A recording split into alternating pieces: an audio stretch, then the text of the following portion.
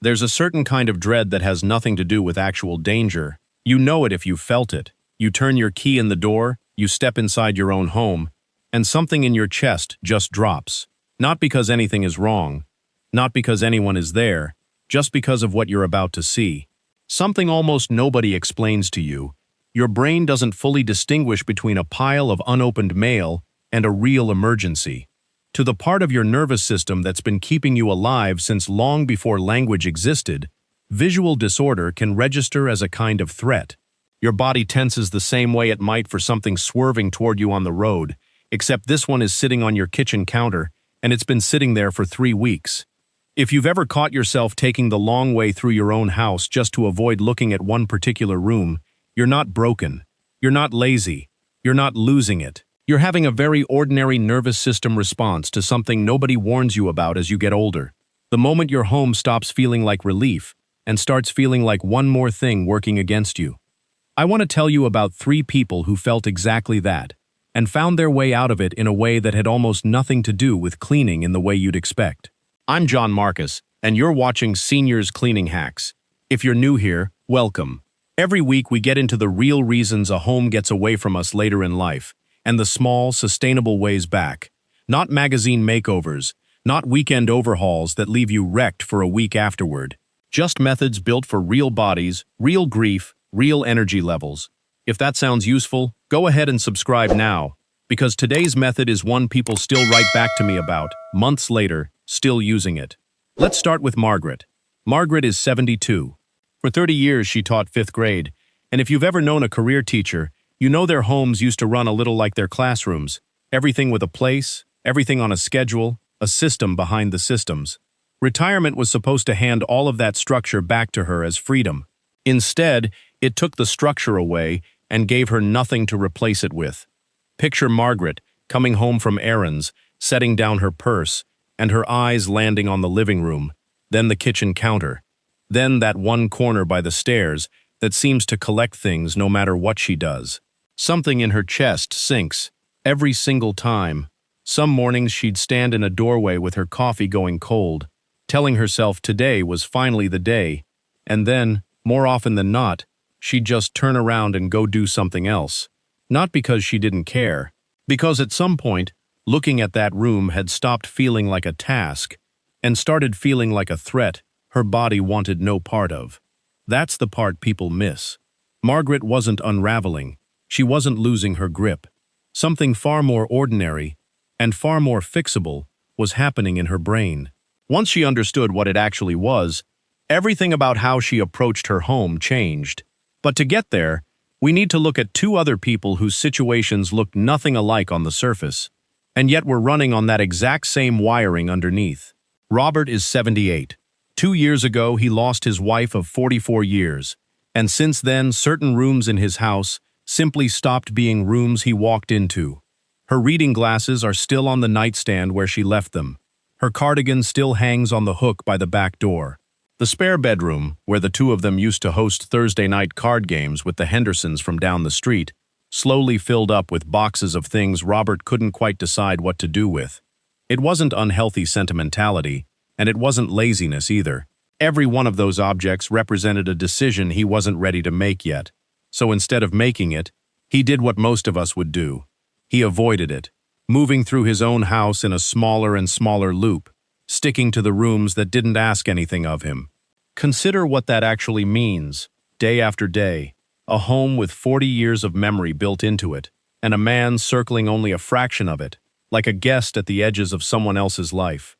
His daughter noticed before he did. She'd visit and watch him steer around certain doorways without seeming to realize he was doing it. When she gently mentioned it, Robert didn't have an answer for her. He just knew that some rooms had stopped feeling safe to enter, not physically, but somewhere else entirely. And then there's Elena, 69, who had spinal surgery that took 6 months to recover from. In the beginning, her house was full of help. Her daughter cooking dinners, neighbors dropping off meals, friends stopping by with flowers and good intentions. For a while, everything held together because everyone was holding it together for her. But recovery took longer than expected, and the way these things tend to go, the visits slowed down long before Elena was actually back on her feet. The house that had been in crisis mode for half a year never quite found its way back to normal. Papers stacked up on the dining table, laundry piled in a bedroom corner because bending down still hurt. The bathroom counter filled with pill bottles and bandages, the physical evidence of a body working hard just to heal. By the time she felt strong enough to deal with any of it, the mess had grown so large that simply looking at it exhausted her before she'd lifted a single item. A retired teacher, a widower, a woman rebuilding her strength after surgery. On paper, nothing connects Margaret, Robert, and Elena. But underneath, the same mechanism was quietly running in all three of them, and understanding that mechanism is what finally moved each of them forward.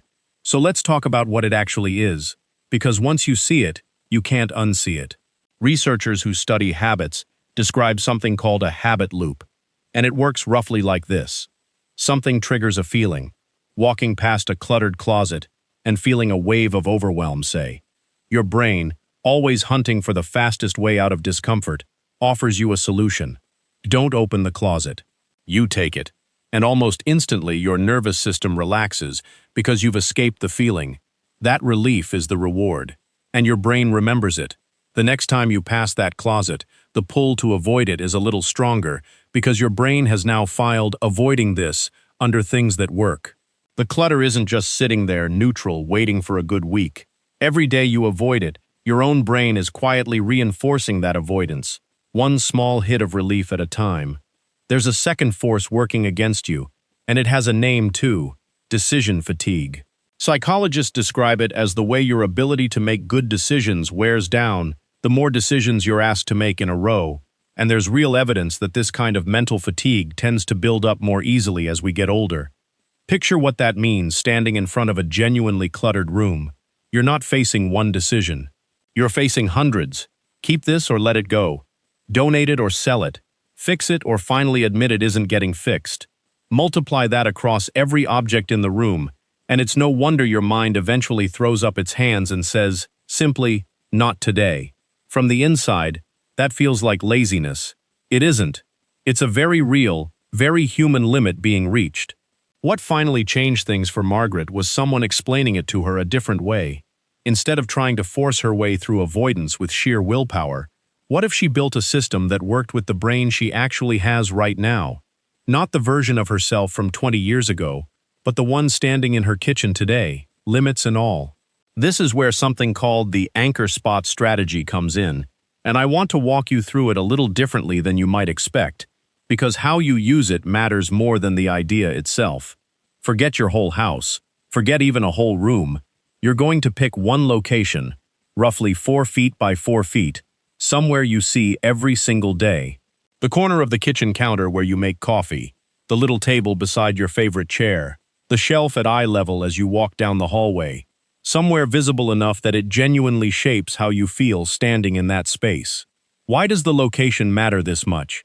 Because of something psychologists call the Zeigarnik effect, first noticed back in the 1920s when a researcher named Bluma Zeigarnik observed that waiters could recall unpaid orders in striking detail, yet forgot the ones already settled almost instantly. Unfinished business sticks in the mind in a way finished business doesn't. Many psychologists also connect the moment a task actually gets completed to a small, genuine lift in mood, your brain registering, in its own way, that something good just happened. The anchor spot strategy is built entirely around manufacturing that lift, on purpose, every day. The method itself is simple. Set a timer for 8 minutes, not 10, not 5, 8. That specific number matters, because your brain needs to trust there's a real boundary. Then look at everything in that space, one item at a time, and ask exactly one question. Does this actively serve my life right now? Not, might I need this someday? Not, should I feel guilty letting this go? Just, does it serve you, right now, yes or no? Yes, it stays. No, it goes. You're not deciding where it ends up next. You're only making the one decision that actually matters. When the timer goes off, you stop, even mid-item. You look at what you cleared and you let yourself notice it. Margaret did her first anchor spot on a Tuesday morning, choosing that same coffee corner where her chest used to sink every time she passed it. It took her 7 minutes. When she finished, she just stood there a moment, looking at it. The rest of her kitchen was every bit as chaotic as it had been an hour earlier, but that one corner felt different, and so, in some small way, did she. The next day, nobody had to push her. She did another spot on her own. By day 4, she was doing 2. Margaret's situation called for building momentum from almost nothing. Robert's called for something else entirely because he wasn't procrastinating. He was actively avoiding entire rooms in a house he'd lived in for decades. When his therapist suggested something called the traffic flow reset, it finally clicked for him in a way nothing else had. Instead of tackling anything emotional or memory-heavy, Robert picked one single pathway through his home, the walk from his bedroom to the kitchen, where he made breakfast each morning. That path, and only that path, had to stay completely clear. Not the bedroom, not the kitchen, just the route between them. Why a pathway of all things? Because a clear path through your own home isn't really about how it looks. It's about something more basic. Your nervous system's ongoing read on whether you're free to move or whether you're stuck. Every morning, Robert walked that clear hallway toward breakfast, and some part of him quietly registered a fact his grief hadn't let him feel in a while. I can move through my own home. I'm not trapped here. He didn't touch the spare bedroom. He didn't do anything about the cardigan on the hook. Those would come, eventually, in their own time. For now, one clear pathway was the entire assignment, and it turned out to be exactly enough. 3 weeks in, his therapist asked him something that caught him off guard. Robert had just told her, a little defeated, that nothing looked any different. The house still felt heavy, still full of things he hadn't sorted through. So she asked, "How many mornings have you walked through that hallway and found it clear?" He thought about it. Every morning, 20 in a row without missing one. That was progress. Real progress. Even though it wasn't the kind you'd photograph for a magazine. Elena's obstacle wasn't avoidance, and it wasn't grief. It was something more physical. Some days she genuinely didn't have the energy to do much of anything, and pushing through that with a long, intense cleaning session would only cost her days of recovery afterward. So she built what's called an energy zone. Rather than taking on her whole house, she focused on an arm's reach radius around wherever she actually spent her time. In her case, the chair in her living room. Whatever fell inside that small circle needed to genuinely support her daily life. The book she was actually reading, the blanket she actually used, the water glass she actually reached for. Nothing extra. On good days, when her body cooperated, she let the zone stretch a little further outward. On hard days, she simply maintained it, and that was enough.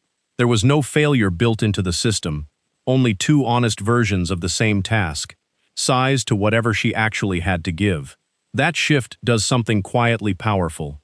It takes, "I should be doing more," a thought that had been eating at Elena for months, and replaces it with a question that has a real, honest answer every day. What does my body have for me right now, and what can I do with exactly that? 6 weeks in, on a day her energy happened to be decent, Elena sent her daughter a short text. "Cleared my chair zone again today." 42 days in a row. Nothing dramatic, no exclamation points. But for a woman who'd felt almost entirely powerless just 2 months earlier, that one small sentence carried more weight than either of them said out loud. There's a trap almost everyone falls into once results start showing up, and I want you to see it coming before it happens to you. Most people assume the goal is to keep the anchor spot perfectly maintained forever, without a single slip. So the moment life gets in the way, a bad week, a doctor's appointment, grandkids visiting, and they miss a few days, they decide they've failed. Quietly, they stop the whole thing. That was never the actual goal. What works is something I call the daily momentum chain, and the target isn't perfection, it's roughly 4 days a week. Some weeks you'll manage all 7, some weeks only 2. What matters is building a visible chain of action, not chasing an unbroken streak that one rough week can shatter. There's something about tracking that action, a mark on a calendar, a notepad by the door, anywhere you'll actually see it, that seems to rebuild a sense of agency a lot of people describe losing once they leave the structure of a working life. You used to have measurable output, feedback, proof your effort did something. Then that ended, and there was often nothing concrete left in its place. Writing down 8 minutes, 1 spot cleared hands that feedback back to you. It's small, it's also real, and real things accumulate in a way vague good intentions never do. But there's a particular moment that catches people off guard, right around the point where they start feeling good again. And if you don't see it coming, it can undo weeks of progress in a single afternoon. Once you've had a few weeks of steady wins, your mood tends to lift. Sleep gets a little easier, stress backs off, just slightly. And your brain, helpful as ever, starts whispering that you should be able to do more now. Tackle the whole counter. Clean the entire room in one go. Surely you're ready for something bigger. Margaret hit that wall around week 5. Her anchor spot had been going well, so one Saturday she decided to take on the entire kitchen counter in a single session. It took 2 hours. Her back ached for days. The next morning, she was too depleted to do her usual 8 minutes. The morning after that, she skipped it again. She'd walk straight into the exact trap that derails most people right after their first real taste of success. This is exactly where the traffic flow reset earns its keep. Whether you're grieving like Robert, or simply riding a wave of motivation like Margaret was, you don't chase bigger projects when your energy improves. You redirect that extra energy into something that doesn't ask for more, keeping the one pathway or the one zone